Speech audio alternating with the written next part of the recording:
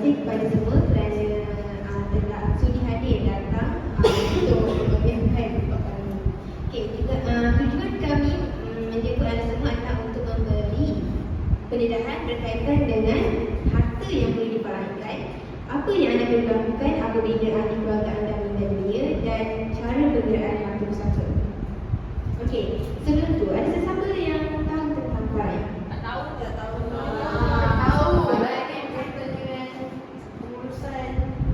Harta dalam segi hukum Islam. Okey, Islam. tepat. Farai ini adalah harta. Pembahagian harta seorang yang telah meninggal dunia yang belum membuat wasiat sebelum mati. Dan harta peninggalan akan dibahagikan mengikut hukum Islam. Pentingnya farai ini adalah untuk membantu mencegah konflik dalam keluarga, menyelamatkan harta pusaka dari keadaan yang tidak terurus, dan memastikan hak-hak waris yang lemah seperti anak-anak kecil dan isteri, iaitu badu. Lepas tu, saya akan pergi kepada apa harta yang boleh difaraikan. Okey, sebelum tu, harta yang hendak difaraikan mestilah milik si mati, bukan milik orang lain, dan dia mestilah datang daripada sumber yang halal. Harta ta'lif seperti harta tetap dan tidak berubah, dia seperti rumah, tanah, ruang kedai, warung, kondo, pasar kuli dan sebagainya.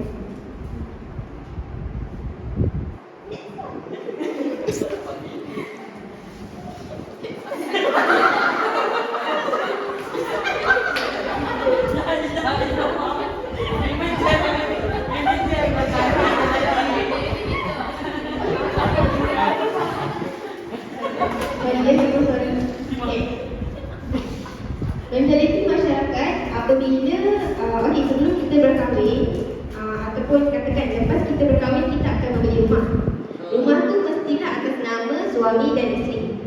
Okey. Bila ada dua nama, bila salah seorang daripada pasangan kita meninggal dunia, contoh suami lah meninggal dunia, isteri akan beranggapan yang rumah tu akan jadi 100% milik isteri. Sebenarnya salah.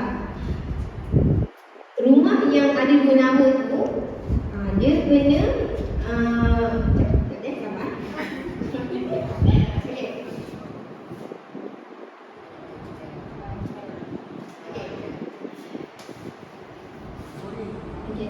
bila berlaku kematian salah seorang pasangan, rumah tu kena berkongsi. Contoh macam tadi, suami meninggal dunia, isteri kena berkongsi rumah tu sebab isteri hanya mendapat 50% bahagian, 50% lagi milik suami akan diperaikan mengikut faraid.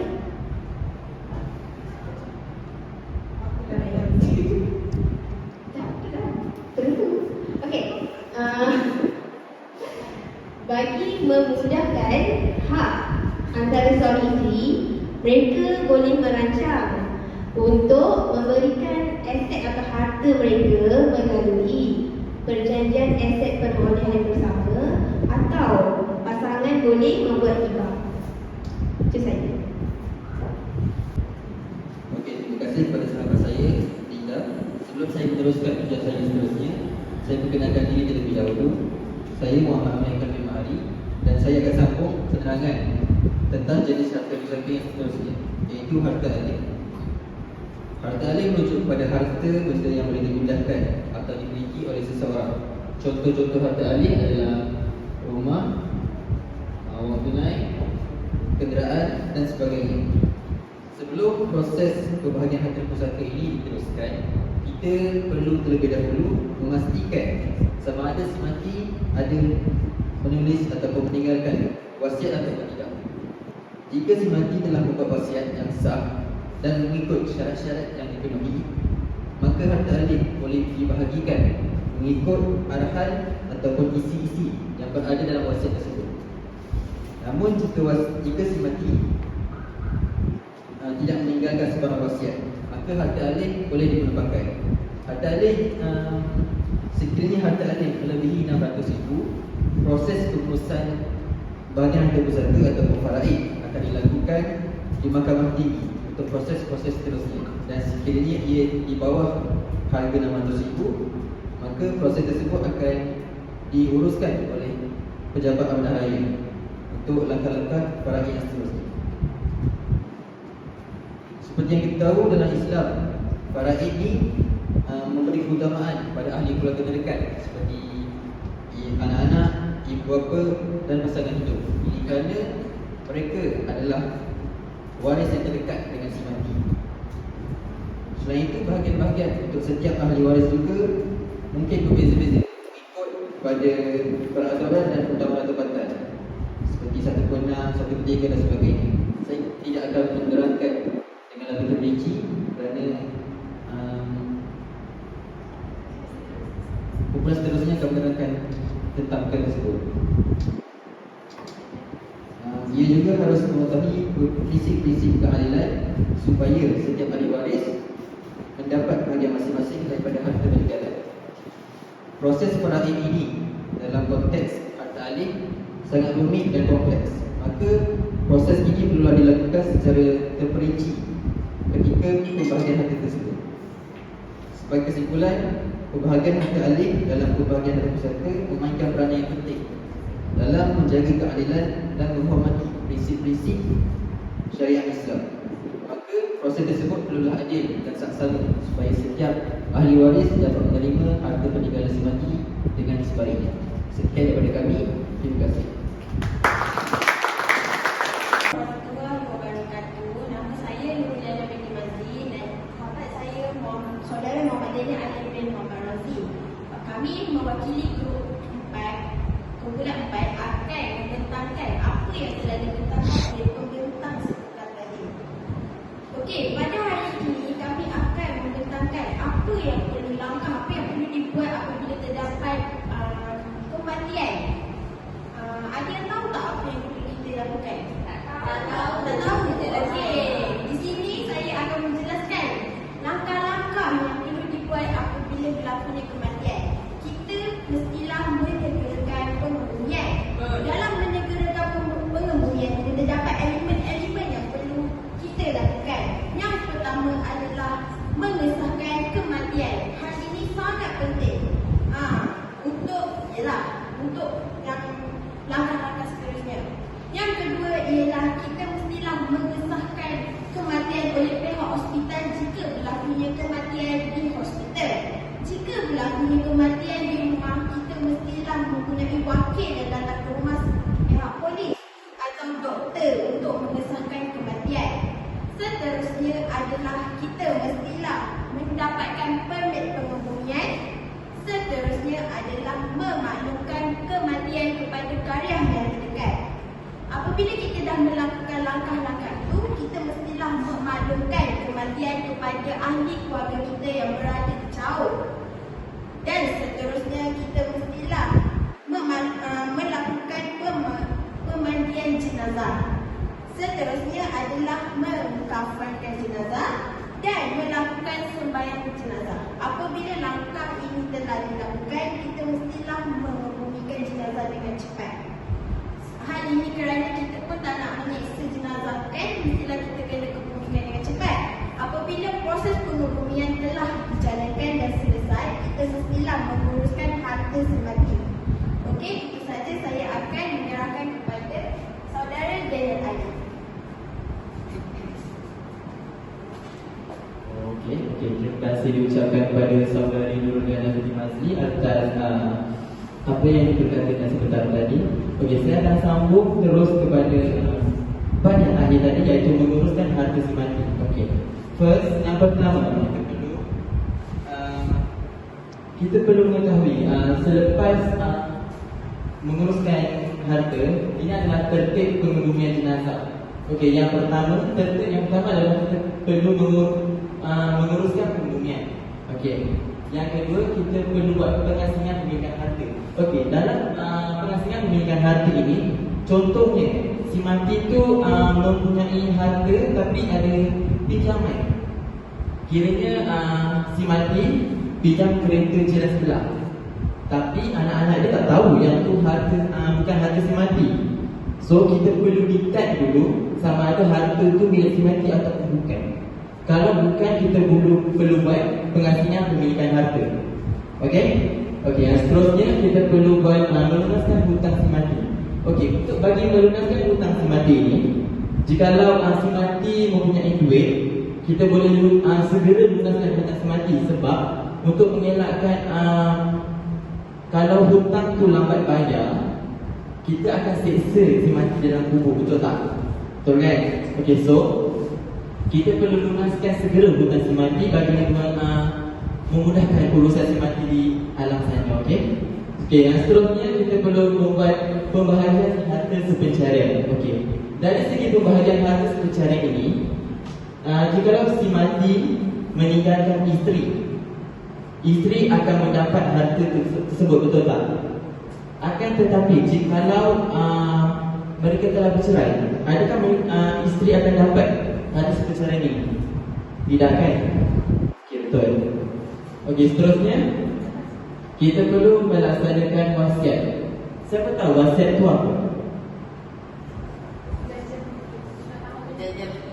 Perjanjian betul dan sekali. Lagi? Surat hitam putih. Okey, lagi? Surat terakhir sebelum dia pergi. Okey. Okey, wasiat ni okey, betul lah apa yang kalian semua cakap tu betul. Okey, wasiat tu adalah surat hitam putih yang ditulis semasa si mati masih hidup. Dan ada dia punya kita panggil apa tu? Dia punya saksi yang lihat dia punya dia buat wasiat bagi membuktikan bahawa sebenarnya wasiat tu wujud dan ada, nyata. Okey. Siapa tahu pasal hibah? Ajar. Okey. Saya nak tanya, hibah tu diberikan masa bila? Masa dia mati atau masa dia hidup? Tengah-tengah. Lagi? Masa dia hidup. Okey, lagi? Oh, bagi dan hidup. Okey. Okey, sebenarnya hibah tu diberikan semasa si mati masih hidup. Kerana hibah tu adalah hadiah.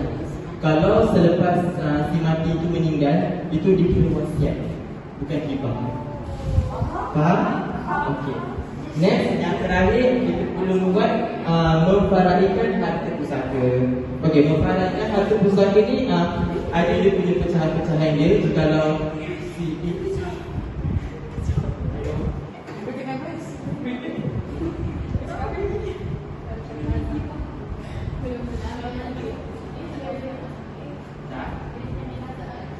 okey, yang terakhir tadi adalah memfaraikan harta pusaka. Okey, dalam pembahagian memfaraikan harta pusaka ni ada pecahan-pecahannya. Misalnya kata si mati itu seorang suami, dia akan meninggalkan isteri dan anak-anak. Okey, isteri akan dapat berapa pecahan dia dan anak-anak akan dapat berapa pecahan dia. Okey, itu akan diterangkan oleh pembentang seterusnya. Okey, saya akan menerangkan lagi berkaitan dengan apa wasiat yang tidak boleh dilaksanakan. Okey, wasiat yang tidak boleh dilaksanakan ni dia melampaui hukum syarak. Maksudnya dia tak ikut piawaian yang ditetapkan oleh dalam Islam. Faham tak? Okey, next wasiat ni boleh diubah. Siapa tahu macam mana dia nak ubah? Terbuang. Saksi.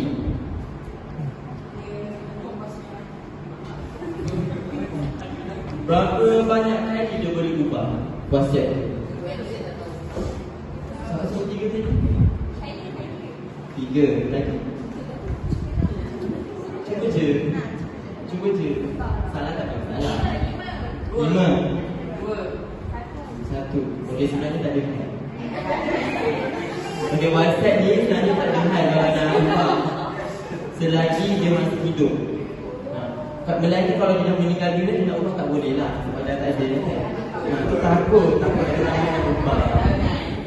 Okey, saya rasa itu sahaja untuk pihak saya dan pihak Liana. Okey, sekian, terima kasih. Saya serahkan kepada pembentang seterusnya.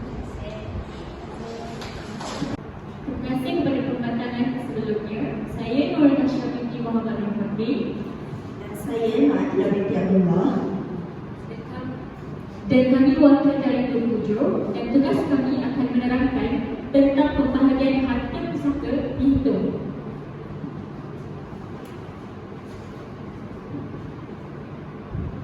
Okey, kalau kat sini korang boleh tengok roda faraid. First, pertama sekali saya akan menerangkan kita akan mengetahui nisbah faraid bagi setiap waris. Okey.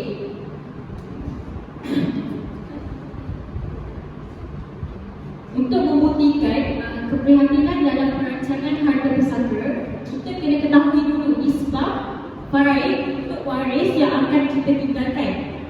Okey, jika kita merancang agar tiada waris yang dianiayai atau perselisihan fahaman antara keluarga, maka kita kena cari instrumen yang sesuai digunakan dan kita ketahui nisbah faraid untuk setiap waris secara ringkas.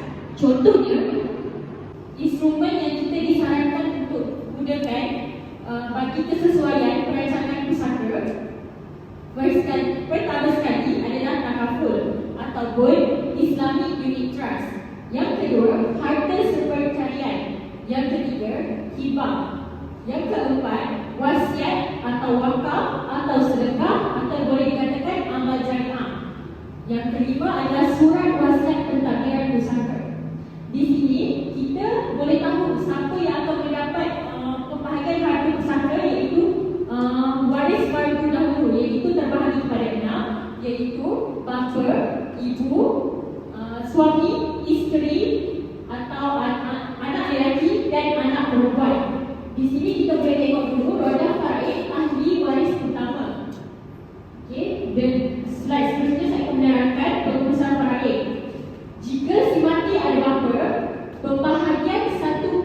Jika si mati bapa pun tiada anak atau ada anak perempuan sahaja, maka pembahagian untuk dia adalah 1/6 bahagian. Kalau bapa tu ada anak, 1/6 bahagian juga. Okey, kalau si mati tu ada ibu, jika si ibu tu ada anak, dia akan dapat 1/6 bahagian. Okey, kalau tiada anak tetapi Allah ada saudara kandung 2 ke atas, dia akan mendapat juga 1/6 bahagian. Jika beliau tak ada anak, dia akan mendapat 1/3 bahagian sahaja. Okey, kalau untuk si mati yang ada isteri, dia tiada anak, akan mendapat 1/4 bahagian sahaja. Kalau beliau ada anak, dia akan mendapat 1/8 bahagian sahaja. Untuk si mati ada yang suami, kalau tak ada anak, 1/2 bahagian. Kalau yang ada anak, akan mendapat 1/4 bahagian sahaja. Untuk si mati yang ada anak lelaki, kalau ada anak lelaki, 2:1 jika berkongsi dengan anak perempuan. Kalau anak lelaki sahaja, dia akan mendapat 2 bahagian. Okey, untuk anak perempuan, dia akan mendapat 1/2 anak perempuan tunggal tanpa anak. Kalau anak perempuan tu seorang sahaja yang ada dalam keluarga tu tanpa ada seorang lelaki, dia akan dapat 2/3 bahagian. Okey, jelas ke semua? Jelas? Okey, kita akan serahkan kepada saudara Atira untuk pembahagian pengiraan. Terima kasih kepada saudari Natasha. Sekarang ni kita tengok pada contoh pengiraan. Ni adalah antara yang kita dapatkan, ni adalah antara contoh pengiraan yang kita dapat daripada pengiraan asas lah untuk pengiraan faraid. Jadi di mana saudari saya telah menerangkan, kita ambil isu bahawa kematian suami. Kematian suami di mana kita boleh dapat sini, contoh dia kita ada pembagian faraid kepada ibu, isteri, bapa, anak lelaki dan 2 anak perempuan. Tapi hari ini saya nak berkongsi kepada kawan-kawan saya tentang contoh pengiraan di mana kita boleh tengok secara depan-depan. Jadi saya nak tunjukkan macam mana kita nak kira pengiraan. Kita nak kira pengiraan faraid yang sebetulnya lah. Okey. Mula-mula kita akan tengok pada kadar. Okey. Tapi saya akan beritahu dulu. Seperti mana yang kita tahu, kita ada waris fardu. Waris fardu itu di mana melibatkan ibu, isteri, ayah, bapa, anak lelaki dan anak perempuan. Dan selain daripada itu adalah dipanggil sebagai waris berdinding. Di mana waris berdinding ni kita guna dia bila si mati tiada waris fardu untuk difaraikan. Okey. So untuk contoh perkiraan kali ini kita ada si mati ada waris di mana boleh saya tahu siapa yang mati untuk kes macam ni. Suami. Okey, good. Suami ya. Okey, sekarang ni kita akan kira kadar perkiraan. Okey, kadar untuk ibu akan dibahagikan 1/6 dan isteri 1/8. Untuk ayah akan dapat 1/6 bahagian. Tapi macam mana? Kenapa saya buat kotak bergabung macam ni? Untuk anak lelaki, anak perempuan. Jumlah yang sama. Kenapa jumlah sama? Okey. Untuk kategori kali ini, kita kena tahu anak lelaki dan anak perempuan diberi sama rata dan dipanggil sebagai difaraikan sebagai harta asobah. Apa itu asobah? Asobah adalah baki yang diterima setelah semua harta faraikan, setelah harta sepecahan telah difaraikan kepada waris fardu utama. So ini adalah jadi ini adalah baki yang diterima. Untuk penggunaan baki ni kita tambah sikit. Dia bukan dipanggil sebagai asobah sahaja, dia dipanggil asobah bilboy. Okey. Jadi kita tengok asal masalah. Boleh saya tahu asal masalah ni berapa? Okey. Okey, macam mana kita nak kira? Okey, contoh boleh saya tahu 8 dalam sifar 8 ada tak jumlah ni 8? 12? Okey.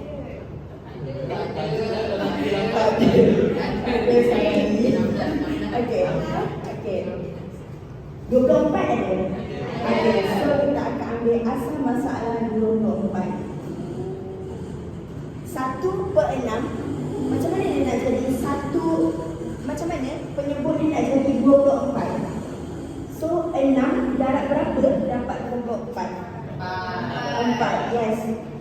Darab dengan 4. So akan jadi 4/24. So yang ni akan jadi 3/24. Ini akan jadi 4/24. Okey, untuk asobah macam saya terangkan tadi, asobah adalah baki. Jadi asal daripada masalah kita dah dapat 24. Jadi kita perlu menolak 24, tolak 4, tolak 3, tolak 4. Jadi 13. Yes. 13. Dan 13 ni dia bukan saya saja. Okey, macam saudara saya yang menyatakan tadi, nisbah 2 nisbah 1. Apa kegunaan 2 nisbah 1 tu? 2/1. Yes, lelaki dibahagikan 2 bahagian, perempuan dibahagikan 1 bahagian. Okey, ni untuk kita cari nilai tasheh. Nilai tasheh itu adalah jumlah keseluruhan daripada asal masalah. Okey, jadi macam mana? Apa gunanya kita tambah ni? Tu kita dah tahu kan? Okey, sekarang ni kita nak cari jumlah dia. Jadi 24 kena darab dengan 5. Kenapa saya punya 5? Sebab total nisbah. Yes. Terima kasih. Jadi 24 darab 5, tasih akan dapat? Tasih akan dapat? dan saya akan dapat 120. Okey. Jadi ni adalah kegunaan kan. Dia akan jadi 4/24 darab dengan 120 akan dapat jumlah tasih di sini. Okey, boleh bantu saya? Okey. Berapa jumlah tasih di sini? 20. Di sini?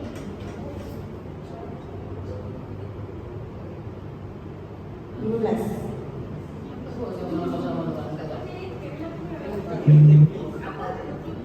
Ah, 15. Di sini? 20. Kalau di sini?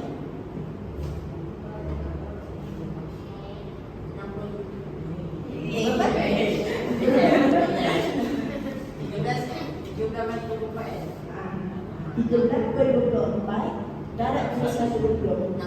Okey, 65. Okey, saya letak di sini 65.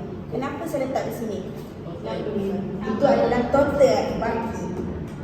Okey, untuk total bagi, okey, senang. Tasnya saya kata jumlah. Ni asal masalah ni. Ni daripada basic lah saya ajar. Basic 13 kena darab dengan 2. Baru dapat nilai ni. So 26 sini. 26 13. Okey. So jadi dah dapat keseluruhannya. Boleh saya tahu jumlah keseluruhan daripada 20 sampai 13 ni berapa? Berapa? 110. Saya nak bagi tahu, selagi nilai dia tak menjadi 120 yang awak kira daripada asal masalah darab dengan baki, nisbah baki tadi, selagi tak cukup, jawapan awak adalah salah. Okey? Itulah cara macam mana kita nak check nilai tasihih. Cara macam mana kita nak check nilai tasihih. Okey? Okay, sekarang seterusnya kita kira bahagian. Bahagian ni senang je. Kebanyakannya orang tak letak, tapi saya letak untuk asas pengetahuan awak semua. Okey, so kita akan bahagian. Kita tahu overall adalah 120 kan? Jadi 20 apa dengan 120 sahaja. 15 hanya perlu tulis sahaja. Okey. Untuk yang ni kita hanya perlu tulis 26/120. Yang ni pun 26/120. Yang ni adalah 13/120. Okey, kita bergerak ke seterusnya adalah nilai harta. Nilai harta ni biasanya soalan dia akan letak berapa jumlah yang diperuntukkan untuk difaraikan, jumlah keseluruhan lah. Contohnya dia letak 1 juta. 1 juta. Okey. Macam mana nak kira nilai harta kalau dia letak macam tu? Okey. Jadi 1 juta ni senang je. Kita dah dapat nilai tasihih kan? Jadi 20/120 darab dengan 1 juta dapat nilai harta dia. Okey. Untuk ibu dia akan dapat 166,666.67. Untuk isteri dia akan dapat 125,000. Untuk ayah 1/6 kadaran dia akan dapat 166,666,67. Untuk anak lelaki anak lelaki akan dapat berapa? Okey, anak lelaki akan dapat 21 ke 27? 270.